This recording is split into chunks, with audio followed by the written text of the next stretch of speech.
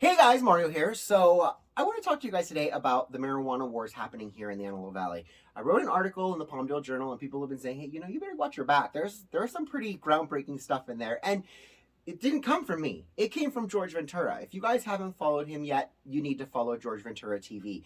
He's actually from the Antelope Valley, and he did a wonderful documentary called Cartelville, USA, talking about this exact problem. Sheriff Villanueva was in our valley just yesterday, and he's going to be in our valley the next couple days to handle and take care of and clean up the over 400 marijuana farms in our valley alone.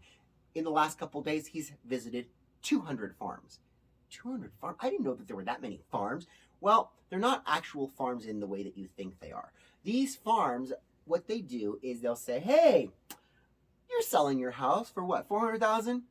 I'll pay you 450. How about that?" And it'll be all cash.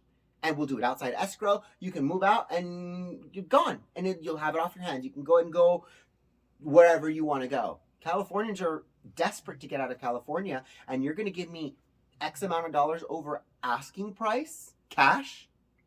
Bye. People are leaving. Well, these buyers are coming in, gutting the home, and using the home as a indoor grow operation. This is happening all over the Antelope Valley, from Acton to Little Rock to Lake Los Angeles to Quartz Hill and Rosamond and beyond. No, they didn't tackle Rosamond because Rosamond is Kern County, but out in the acres, Antelope Acres, that is the outskirts of Los Angeles County, and yes, there are illegal farms there. The other way they do the farming is they'll go to a property and they'll say, "Hey, this person's got 100 acres out here. Their house is all the way at that other end. I'm going to go ahead and go over here where they can't see me."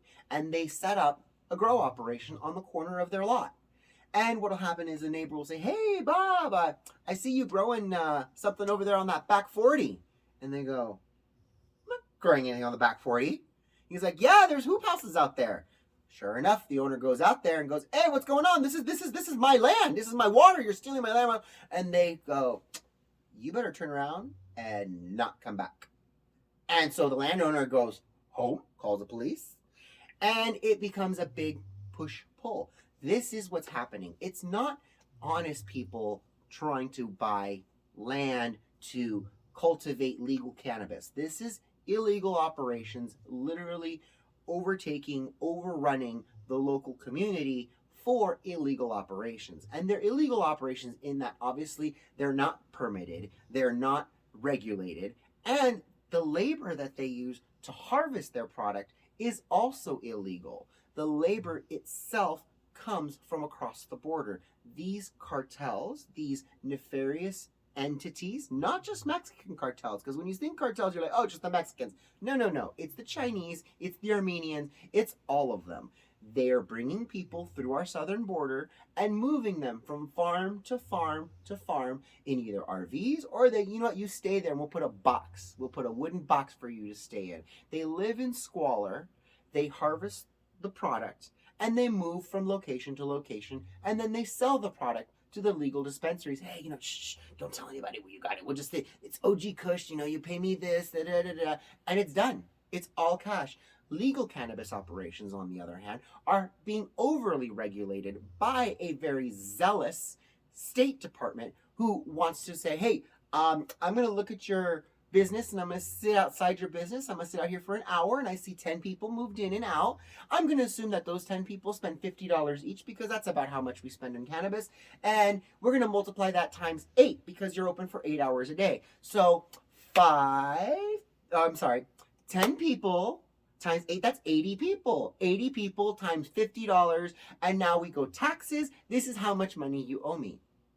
That's not how any of this works. Sure, somebody did spend $50. Sure, somebody spends $100. But somebody probably only spent $10 or $20 or $15. But so how can the state judge that? They don't care. The state says, "Hey, you know what? That's not my problem. That's your problem. Figure it out. This is how much money you owe me. And if you don't pay me, we're going to take away your license."